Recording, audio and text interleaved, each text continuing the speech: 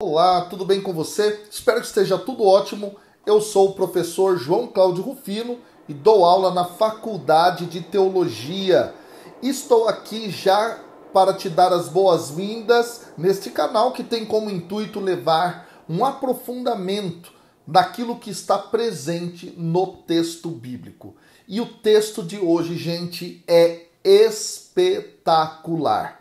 E ao longo do meu estudo e da preparação para poder ministrar para vocês todo este conteúdo, confesso que eu fiquei até assim pensativo do que eu tinha que colocar dentro do comentário, porque se nós olharmos esse texto pelas suas diversas perspectivas, né, nas suas mais diversas possibilidades, nós faríamos aqui uma explanação digna de um livro, tá bom?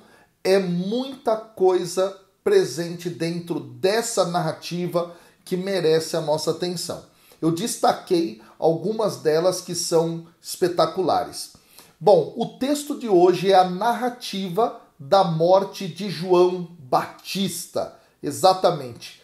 Texto este que está lá em Marcos, capítulo 6, versículos 14 a 29. Espetacular. Fica até o final desse vídeo porque realmente coisas surpreendentes estão por vir. Bom, antes da gente poder dar continuidade, eu já quero te pedir que você faça o seguinte, que você deixe aqui a sua curtida, deixa aqui o seu comentário, é muito importante, tá bom? Porque conforme você assim faz, esse vídeo é mostrado para mais pessoas. E a última coisa, faça sua inscrição aqui no canal e ative o sininho para as notificações, ok? Sem mais delongas, vamos então ao texto bíblico que diz assim: o rei Herodes ouviu falar dele, com efeito, seu nome se tornara célebre, e diziam: João Batista foi ressuscitado dos mortos e por isso os poderes operam através dele. Já outros diziam, é Elias, e outros ainda, é um profeta como um dos profetas. Herodes, ouvindo essas coisas, dizia, João, que eu mandei decapitar, foi ressuscitado. Herodes, com efeito, mandara prender João e acorrentá-lo no cárcere, por causa de Herodíades, a mulher de seu irmão Filipe, pois ele a desposara. E na ocasião, João dissera a Herodes, não te é lícito possuir a mulher de teu irmão. Herodíades, então, se colocou contra ele e queria matá-lo. Mas não podia, pois Herodes tinha medo de João e, sabendo que ele era um homem justo e santo, o protegia. E quando o ouvia, ficava muito confuso e o escutava com prazer. Ora, chegando um dia propício, Herodes, por ocasião do seu aniversário, ofereceu um banquete aos magnatas, aos oficiais e às grandes personalidades da Galileia. E a filha de Herodíades entrou e dançou, e agradou a Herodes e aos convivas. Então o rei disse à moça, pede-me o que quiseres e te darei. E fez um juramento, qualquer coisa que me pedires, eu te darei, até a metade do meu reino. Ela saiu e perguntou à mãe, o que é que eu peço? E ela respondeu, a cabeça de João Batista. Voltando logo apressadamente à presença do rei, fez o pedido. Quero que, agora mesmo, me des num prato a cabeça de João Batista. O rei ficou profundamente triste, mas, por causa do juramento que fizera e dos convivas, não quis deixar de atendê-la. E imediatamente o rei enviou um executor com ordens de trazer a cabeça de João. E saindo, ele o decapitou na prisão e trouxe sua cabeça num prato, deu-a à moça e esta a entregou à sua mãe. Os discípulos de João souberam disso, foram lá, pegaram o corpo e o colocaram num túmulo. Gente, essa narrativa tem coisas espetaculares que numa leitura rasa, sem olhar inclusive para as nuances do texto grego, nós não somos capazes de realmente compreendê-lo. Então eu quero trazer para vocês elementos profundos aqui. A primeira coisa importante a se destacar é justamente que o texto tem o seu início com uma pequena introdução nos versículos 14 até o 16. E nesse momento mostra o texto que Herodes não compreendeu bem quem era Jesus. E nesse sentido, Herodes vai confundir Jesus com João Batista. Exatamente. Agora, é muito interessante como o texto ele vai ser escrito pelo autor. O versículo 14 tem seu início assim: o rei Herodes ouviu falar dele. Aqui há um dado muito interessante. Herodes aqui não é Herodes Magno ou Herodes o Grande. Trata-se aqui do filho deste, ou seja, Herodes Antipas. E Herodes Antipas, pessoal, era justamente, conforme nos diz o texto de Lucas, no capítulo 3, versículo 1, tetrarca da região da Galileia. Esse dado é muito importante, tá? E aqui, neste sentido, vale muito a pena ter esta clareza. Por quê? Porque o texto trará Herodes Antipas como rei. E isso é uma ironia. Por que é uma ironia? Porque aqui o que está em jogo é justamente ridicularizá-lo dentro do texto também. O texto vai mostrá-lo como alguém frouxo, como alguém que não tem força justamente para não se deixar levar pela situação de uma dança de uma garota, tá bom? Esse dado é muito importante, pessoal. É fundamental dizer isso, tá? Até porque Flávio Joséfo, na Antiguidades Judaicas, lá no capítulo 18, a partir do número 240 para frente, ele vai fazer uma menção a essa realidade e vai justamente dizer que Herodes desejava ser rei, mas que ele não era rei, ele era tetrarca, tudo bem? Ele então governava uma parte de todo o território, não era tudo, ok? Agora, como era o governo dele? Como é que era o governo de Herodes? O que nós bem sabemos é justamente o seguinte, que ele governa como um típico cliente do povo romano ou do imperador romano. Como? Construindo grandes prédios, mudando nomes das cidades e das regiões para homenagear o imperador. Em outras palavras, era alguém que puxava o saco do imperador romano. Tá? Esse dado é muito importante. Aliás, há duas cidades na região da Galileia que nós podemos destacar aqui como parte desse processo. Uma delas é Séforis. Séforis vai ser construída justamente para, de alguma forma, agradar ao poder romano. Uma cidade que vai ser considerada a cidade mais bela de toda a região. Ela não aparece na Bíblia, muito embora fique a poucos quilômetros de Nazaré, cidade onde Jesus foi criado. E uma outra cidade, a cidade de Tibérias ou Tiberíades, né? Que vai receber justamente esse nome por causa do imperador Tibério. Então, isto é para homenagear o imperador, tá bom? Então ele vai governar dessa maneira. Agora, como é que Jesus tratou Herodes neste caso? Segundo Lucas, capítulo 13, versículos 31 e 32, Jesus o chamou de raposa. O que é ambíguo, tá? Porque raposa aqui pode ser tanto positivo quanto negativo. Tá? Positivo no sentido da rapidez de raciocínio, etc. Ao mesmo tempo também negativo, tá? Porque rouba e alguma coisa nesse sentido, tá bom?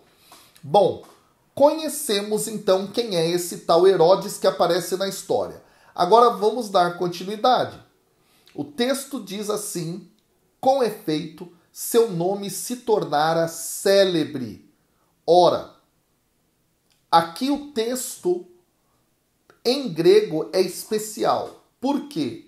Porque o se tornara, dentro da língua grega, é aqui um verbo no aoristo, tá? E o aoristo é justamente um verbo que, na ampla maioria das vezes, vai ser destacado como verbo principal. Então aqui o texto diz que o nome se tornou célebre. E nome aqui é a fama. A fama de quem? De Jesus.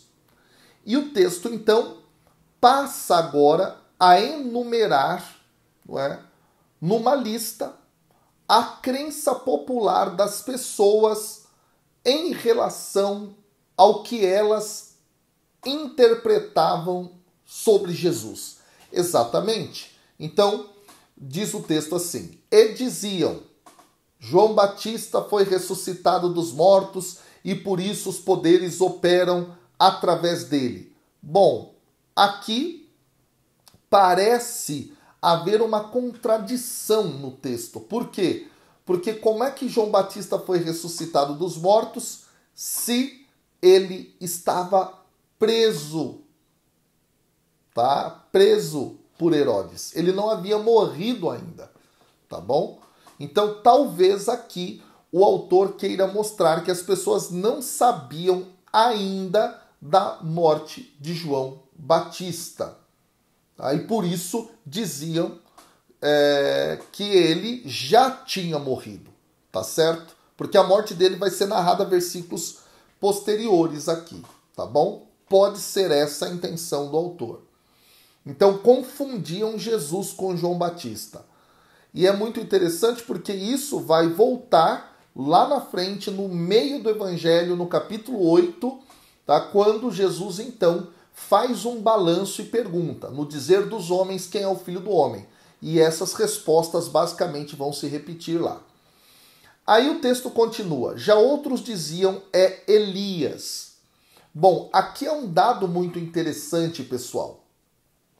Quando nós lemos a profecia de Malaquias, lá em Malaquias no capítulo 4, versículos 5 e 6, há dizendo justamente que no final dos tempos, antes do Messias chegar, Elias chegaria. Tá? Elias viria para justamente preparar, não é, o caminho para o Messias. Então aqui as pessoas confundem Jesus com Elias. Um outro detalhe importante aqui é justamente lembrar, tá, que Jesus se descreve a si mesmo, não é? Ou melhor, descreve João Batista como o Elias que haveria de vir, tá? É muito interessante isso. Nós temos esta referência aparecendo justamente, não é, lá em Lucas, no capítulo 1, versículo 17, e nós temos também em Marcos, capítulo 9, versículos 11 a 13. Então, João Batista é descrito pelo Evangelho e por Jesus como aquele Elias que haveria de vir. Inclusive, eu tenho aqui um vídeo no canal falando a respeito dessa questão, ok? E aí o texto continua na sua enumeração do que as pessoas achavam sobre o que era Jesus. E aí o texto diz assim: e outros ainda, é um profeta, como um dos profetas. Bom, há um detalhe muito interessante, poucas pessoas sabem disso, mas lá em Deuteronômio, capítulo 18, versículos 15 e versículo 18, há uma profecia que justamente fala a respeito da vinda daquele que seria maior profeta do que Moisés.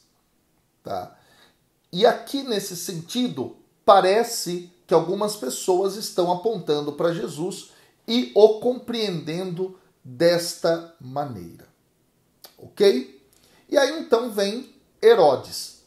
Herodes, ouvindo essas coisas, dizia: João, que eu mandei decapitar, foi ressuscitado.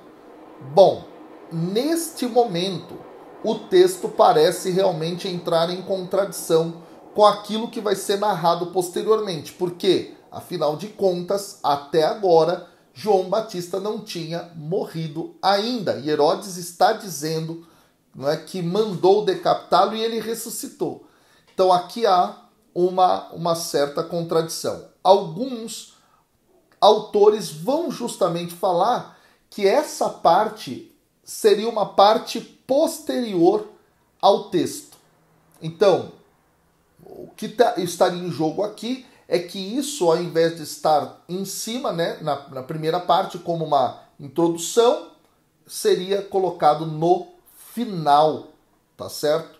Para justamente falar a respeito de Herodes, que de algum modo estava temeroso com o fato de que Jesus poderia ser, na concepção dele, João Batista, ok? Então esse dado é muito interessante. Agora entramos no versículo 17. E do versículo 17 ao 20, nós temos aqui João Batista sendo maltratado por Herodes Antipas. Então o que Herodes fez? No versículo 17 é dito que ele mandou prender, mandou acorrentar João Batista, né? E é dito aqui, por causa de Herodíades, a mulher de seu irmão Filipe, que ele a desposara. Então, neste sentido, o que está em jogo aqui é justamente o que vai ser revelado um pouquinho depois, né? Herodíades tinha ódio de João Batista pelo fato de que João Batista tinha falado com Herodes que não estava correto a união entre Herodíades e ele. Tá?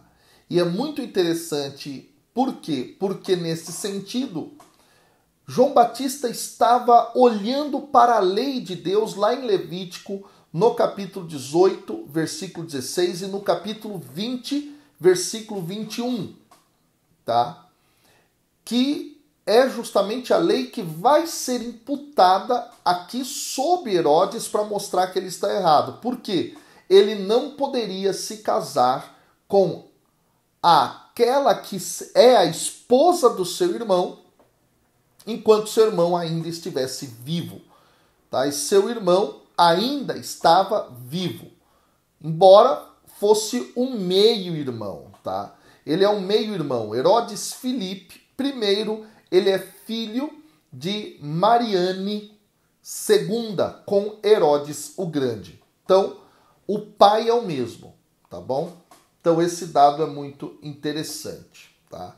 Aliás, Mateus capítulo 14, versículos 3 e 4 vão também fazer referência a isso, tá bom?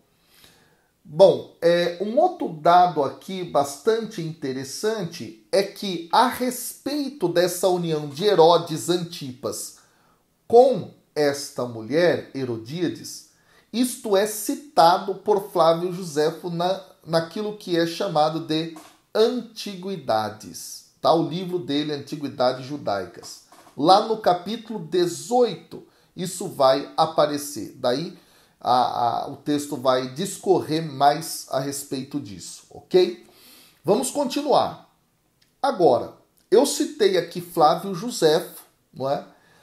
E há um detalhe interessante. Embora Flávio Josefo realmente concorde, do ponto de vista histórico, que Herodes acabou se casando com o seu com a esposa do seu meio-irmão, tá? Há consideráveis diferenças entre as informações dadas por Flávio Josefo e Marcos. Isso chama a atenção. Em Marcos, o motivo do aprisionamento e da execução de João Batista é por causa justamente dele ter feito a condenação dessa união. Herodes e Herodíades, tá? Já dentro daquilo que é o texto de Flávio Josefo, Herodes mata João por causa da sua fama, porque ele tinha medo dessa fama, tá? Esse é um dado interessante. Um outro dado que o texto de Flávio Josefo traz é que ele foi aprisionado e executado em Maqueronte. E Maqueronte fica no sul do país, enquanto que Herodes Antipas governava o norte do país. Então, há diferenças aí substanciais importantes, tá, entre o relato de Flávio Josefo e o relato de Marcos. Agora, por que então Herodes executa João? Novamente o texto vai fazer referência no versículo 18, porque João dissera a Herodes: não te é lícito possuir a mulher do teu irmão, tá bom? Então o texto aponta aqui pela segunda vez esse dado. Então a ênfase nesta informação é muito grande, é muito importante. E aí vale lembrar justamente que a mensagem que precisava ser ouvida por todos e que era justamente pregada por João Batista e Jesus era a mensagem do arrependimento. Então ele prega esse arrependimento a Herodes, que, como nós já sabemos, não lhe deu ouvidos nesta questão, tá bom? Vamos continuar aqui. Aí entra o versículo 19. Herodíades o odiava, é uma possível tradução, e queria matá-lo, mas não podia. Aqui é um dado muito interessante, pessoal. Herodíades vai começar a ser pintada de algum modo como se ela fosse uma rainha aos moldes de Jezabel. Exatamente. Jezabel, lá em 1 Reis, no capítulo 19, nos versículos de 1 a 3, é justamente aquela que faz toda a articulação para matar Elias. Então aqui, Herodíades será mostrada desta maneira, como uma Jezabel aqui, tá bom? E aí o texto continua: pois Herodes tinha medo de João e, sabendo que ele era um homem justo e santo, o protegia. Bom, aqui não existe uma contradição entre Marcos e, no caso, Flávio Josefo, o historiador, tá? Porque ambos justamente vão falar que João Batista era realmente um homem justo, em grego dikaios, né? E ele era um homem santo, nesse caso aqui, Eusebeia, né? Ou piedoso poderia ser, né? Eusebeia é o termo grego, seria talvez piedoso aqui uma boa tradução, tá bom? Então, é muito interessante isso. essas duas qualificações, justo e santo, elas são muito importantes para o judaísmo helênico, tá? E também para o pensamento moral da Grécia Antiga e do mundo greco-romano, tá bom? Então João Batista era visto como um homem realmente que tinha virtudes, tá bom? E aí o texto continua, tá? O texto continua e diz: e quando o via, ficava muito confuso e o escutava com prazer. Aqui é muito interessante a ironia do texto, tá? Por que que há uma ironia aqui? Justamente pelo fato de que Herodes vai ser colocado como alguém confuso. Ora, ele ouvia e ficava confuso. Ao mesmo tempo, ele escutava com prazer João Batista. Agora, como é que ele escuta com prazer João Batista e manda decapitá-lo? É muito mostrar Herodes aqui como um sujeito desequilibrado mesmo. Esse tom dentro da narrativa é muito interessante, tá? E aí, pessoal, é muito interessante mostrar que Herodes vai ser pintado dentro desta narrativa muito de forma como foi o rei Acabe, que era esposo de Jezabel. Por quê? Porque os três verbos que serão ligados a ele proteger, não é? Perplexo ou ficava muito confuso, e depois o escutava, não é, com prazer. Esses três verbos, eles serão justamente colocados em oposição aos três verbos que estão ligados à pessoa de Herodíades, no versículo 19 do texto. Tá bom? Então há um contraste aqui, novamente mostrando esse conflito, não é, entre Jezabel e Elias no Antigo Testamento e o marido de Jezabel, que é o rei. Então é muito interessante perceber como é que isto ocorre, tá bom?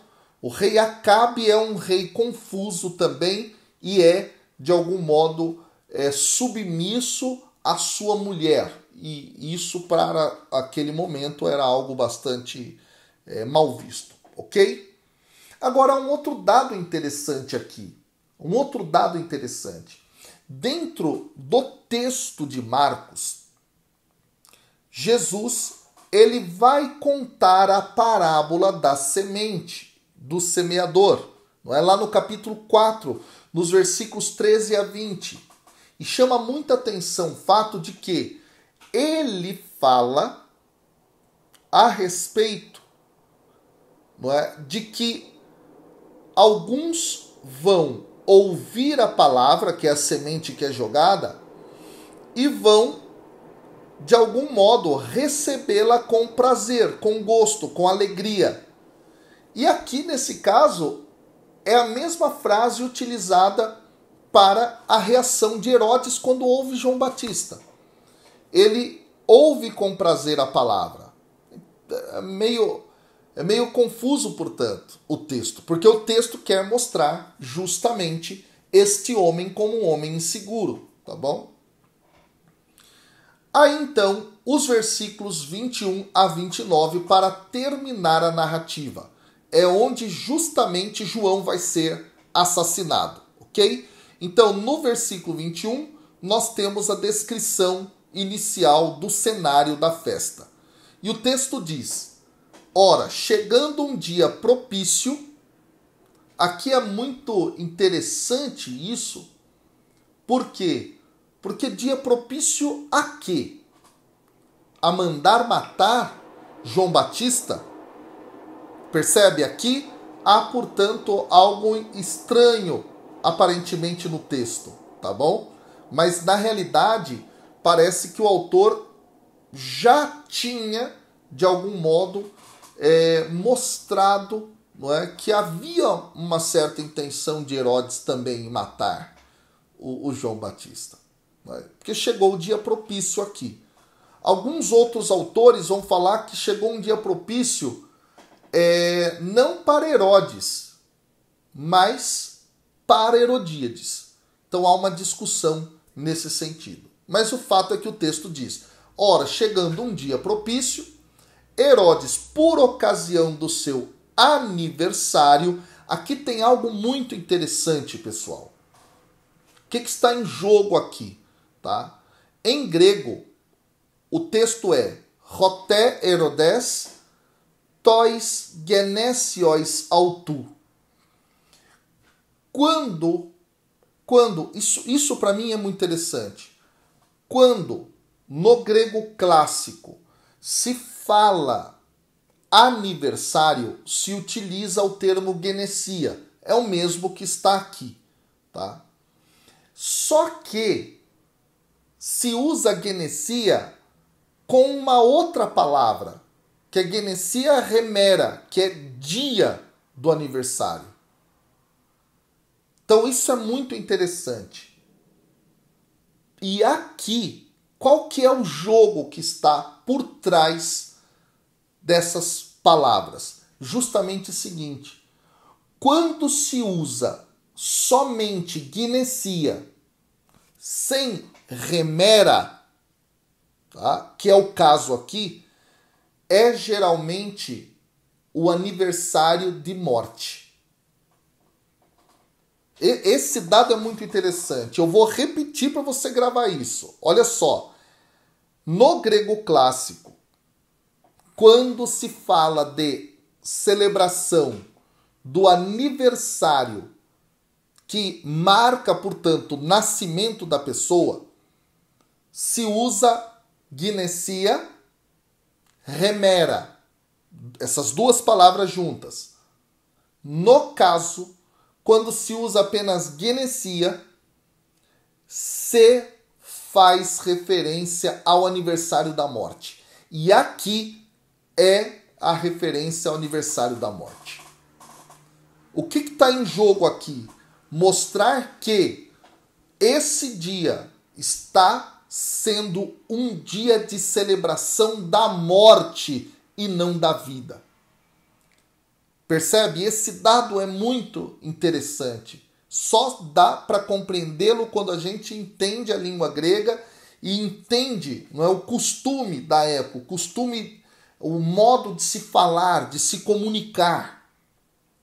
E aí o texto diz que ele ofereceu um banquete aos seus magnatas, aos oficiais e às grandes personalidades da Galileia. Gente, aqui há uma lista bem acurada, bem precisa, para descrever as classes sociais que estavam acima numa cidade helenística daquela época. Esse dado é muito interessante. Esses serão pessoas, portanto, das elites do povo. Agora, é muito bacana compreender que lá em Marcos, no capítulo 10, versículo 43, Jesus fala a respeito da festa, não é?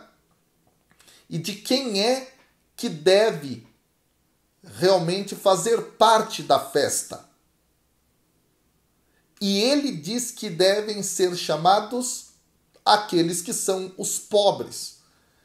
E é muito interessante também o fato de que Jesus vai dizer em Marcos capítulo 10, no versículo 43, justamente assim: mas entre vós não é assim, pelo contrário, quem quiser se tornar grande entre vós, será o que vos serve. Olha só, esse dado é muito interessante. Jesus pensa que quem deve ser chamado ao banquete são os pobres, os pequenos. Esse dado é muito interessante. Há um contraste aqui, portanto, de dois projetos de reinado. Um que reina para aqueles que são tidos como as elites, e outro que reina olhando, em primeiro lugar, para os pobres. Esse dado é muito importante, viu, pessoal? Isso não é uma ideologia política, nem fruto de uma teologia qualquer, mas é a própria dinâmica da apresentação do texto. Aí vem o versículo 22, que narra, no primeiro momento, a performance da filha de Herodíades, tá bom? Ela vai fazer uma dança, então ela entra, o texto diz, depois o texto diz que ela dança, e aqui há um detalhe interessante, tá? O fluxo do texto aqui é devagar agora. Ela entra, depois ela dança, parece que o texto está em câmera lenta aqui. Isso é muito importante, porque o texto já vai acelerar o processo narrativo. Agora, um outro dado importante que nós precisamos destacar é que para a cultura greco-romana, dançar em banquetes era uma atividade reservada apenas a mulheres contratadas que faziam esse tipo de apresentação e eram mulheres que dançavam com certo tom de erotismo e muitas vezes estas eram prostitutas, pessoal. Olha que coisa! Herodíades parece fazer da sua filha uma prostituta, tá? E o texto, justamente no versículo 22, tá? Ele é bem forte aqui. Ele é bem forte por quê? Porque quando nós lemos esse texto, tá?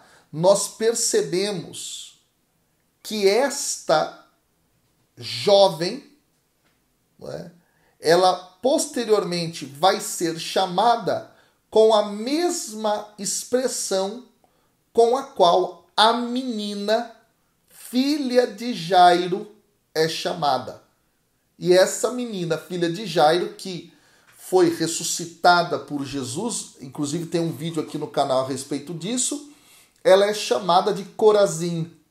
Aqui, mais para frente, a filha de Herodíades vai ser chamada do mesmo modo, para mostrar, devia ser uma menina, portanto, nova, não é? Em torno, talvez, dos seus 12 anos, tá bom? Que era o começo, justamente, não é? Daquilo que seria a sua vida sexual quando ela se casasse. É muito interessante isso. Então, Herodíades pega a sua filha e transforma quase que numa prostituta, ou talvez numa prostituta mesmo, não é? Esse dado é interessante. E aí o texto diz assim, no versículo 22, na segunda parte: e agradou a Herodes e aos convivas. E aqui, o texto mais uma vez ironiza Herodes dizendo, então o rei disse, lembra, ele não era rei. E aí ele diz assim, pede o que bem quiseres e te darei. E aí vem o versículo 23, que é mais grave. Olha como ele é um rei, ou melhor, um governante, não é? Para ser mais acurado na linguagem, um governante frouxo. Ele faz um juramento. E aqui é preciso dizer uma coisa fundamental. Ele vai fazer um juramento utilizando uma linguagem, uma expressão idiomática que era muito comum naquela época, naquele antigo Oriente Próximo. Qualquer coisa que me pedires, eu te darei até a metade do meu reino. Era uma expressão comum, não é, entre aqueles que tinham poderes. Herodes aqui quer se mostrar como alguém que tem poder, tá bom? E é muito interessante que essa expressão ela é muito próxima àquela expressão que vai aparecer lá em Esther, capítulo 5, versículo 3 e também no versículo 6, tá bom? Lembra a rainha Esther, não é? Lembra a rainha Esther, não é? Aquela narrativa toda famosa da escritura. Não vou me alongar nela aqui agora, não por causa do tempo, tá bom? E aí então o texto ironiza. E aí qual que é o detalhe? O versículo 24 começa a acelerar o texto. Começa a acelerar o texto. Então, no primeiro momento ela entra, ela dança, ela faz o show dela. Agora o texto acelera. No versículo 24 diz, ela saiu. Ela saiu. E agora o texto começa a utilizar várias expressões de rapidez. E perguntou à mãe, o que é que eu peço? E ela respondeu, a cabeça de João Batista. Agora, olha as expressões. Voltando logo, apressadamente, à presença do rei, fez o pedido, quero que agora mesmo me des num prato a cabeça de João Batista. Então, o texto não fala, tá bom? Tudo o que foi a conversa entre ela e a mãe. Mas parece aqui que a mãe se aproveita da situação como algo que já estava armado. Tá certo? Isso o autor parece já ter anunciado no seu fluxo narrativo. Esse dado é muito interessante.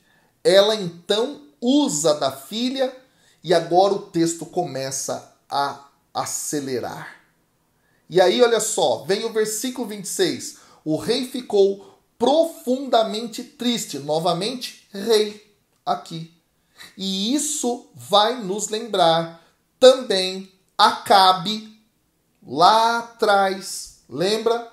Em 1 Reis, Acabe também fica entristecido e assim por diante, enquanto Jezabel articula tudo para matar o profeta Elias. Aqui mais uma vez isso vai aparecer. Agora, é muito interessante que essa expressão, ela justamente vai ser a mesma expressão que Marcos utilizará para falar a respeito de Jesus lá no Getsêmani, no capítulo 14, versículo 34 de Marcos. A minha alma está profundamente triste, disse Jesus, até a morte. Olha isso, gente. Então o texto está aqui mostrando, não é? Como era o estado emocional de Herodes aqui. E aí, Herodes vai se mostrar como alguém que não tem habilidade, não é? Justamente para fazer o certo, mas para fazer o errado. É alguém frouxo, alguém que não tem força diante dos outros. Não é? Ele quer se mostrar como alguém que tem poder e etc. Mas o texto vai mostrar a sua fraqueza. E aí, olha só. E o texto diz, mas por causa do juramento que fizera e dos convivas, não quis deixar de atendê-la. Há um dado muito importante aqui, pessoal. Herodes não estava amarrado juridicamente com a promessa que ele tinha feito. Tá bom? Não estava. Ele podia voltar atrás, mas ele não voltou. E há um dado interessante aqui, pessoal. O julgamento, ou melhor, os juramentos, tá? Eram coisa muito séria naquela época. Nós temos, inclusive, Jesus falando a respeito disso em Mateus capítulo 5, versículos 34 a 36. No próprio texto de Tiago, capítulo 5, versículo 12, isto é dito. Lá no Nedarim, que é um dos tratados da Mishnah, também os rabinos já falavam a respeito disso. Então era algo muito sério se fazer juramentos. E ele então se deixa levar, se deixa conduzir por aquele momento. Então é um rei realmente, ou melhor, um mandatário realmente desequilibrado emocionalmente. E aí o texto diz no versículo 27, e imediatamente, olha aí, imediatamente, o texto acelerou, o rei, novamente rei, enviou um executor. Agora aqui parece que o executor, em grego aqui é especulator, né? Speculator é quem observa também, né? Não é só um executor, mas é quem também observa alguma coisa, né? Talvez ele estivesse dentro do próprio banquete, pela rapidez de como as coisas acontecem. E isso traz um tom macabro para essa celebração. É a celebração da morte, não é a celebração da vida. E aí ele ordena trazer a cabeça de João. E saindo, ele o decapitou na prisão. Aqui é preciso entender que a decapitação é vista em paralelo à crucificação. Ou seja, era um tipo de execução designada para difamar uma pessoa, para difamar alguém. Isso próprio Flávio Joséfo vai falar em Guerras Judaicas, no capítulo 2, no número 241. Ok? E aí trouxe a cabeça num prato, deu à moça e esta entregou a sua mãe. Vê como o texto é rápido? O texto agora está acelerado. O padrão agora é este. Parece que aquela mulher se aproveitou realmente para matar o profeta. E aqui entregou num prato. Esse prato, pessoal, não é qualquer prato, é o termo pinax em grego, tá? Que é como uma bandeja, que era algo utilizado sobretudo em festas. Então serve a cabeça de João Batista numa louça realmente de festa. O texto é pesado, não é? E aí vem o versículo 29. Os discípulos de João souberam disso, foram lá, pegaram o corpo e o colocaram num túmulo. Aqui é muito importante dizer que o filho mais velho era quem tinha a designação de fazer o sepultamento do pai. Só que aqui os discípulos é que vão preencher esse papel. Esse dado é muito interessante. E outra coisa, eles vão até onde estava Herodes, possivelmente, ou até a prisão. E eles demonstram aqui coragem. Coragem. Os discípulos de João tiveram coragem de enfrentar este momento. Bom, pessoal, o texto é muito denso, o texto é muito profundo. Eu poderia fazer comentários aqui trazendo outros detalhes ainda, não é? Mas já dá para a gente compreender. Basicamente, uma das lições que o texto quer trazer é que quando você se deixa levar pelo poder, você na realidade é alguém fraco. O poder é que te domina. Esse dado é muito importante. Outra coisa, o texto quer nos ensinar que nós não devemos ser como Herodíades, manipuladores das situações em vista de fazer o que é mal. Esse dado é muito importante. E como é que você tem vivido? Pense bem nisso. Deus te abençoe. Até amanhã, com a graça de Deus. Valeu!